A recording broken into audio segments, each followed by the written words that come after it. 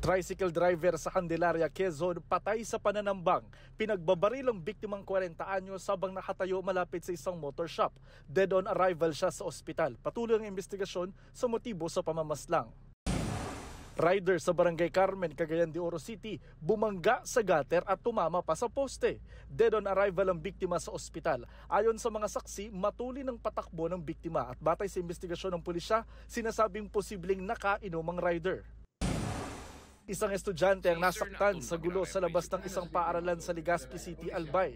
Ayon sa kapitan ng Barangay Rawi, sangkot dito ang dalawang estudyanteng 16 anyos. Kita sa CCTV ang takbuhan ng lalaking nakapantalon at ang lalaking nakashorts. Sa isa pang anggulo, kita ang mga estudyanteng may tinitignan sa malayo. Yun na raw ang insidente ng away.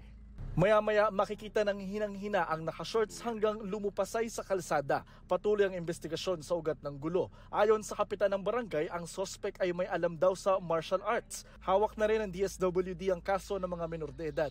Hindi rin nagpaunlak ng panayam ang mga sangkot sa gulo. Naaalarma raw ang mga otoridad dahil sa mga gulo sa grupo ng kabataan sa lugar. Kaya mas paigtingin daw nila ang seguridad doon. Para sa GMA Integrated News, Jonathan Andal, nakatutok 24 oras. Mga kapuso, patuloy na tumutok sa mga balita. Mag-subscribe sa GMA Integrated News sa YouTube. Sa mga kapuso abroad, samahan niyo kami sa GMA Pinoy TV at www.gmanews.tv.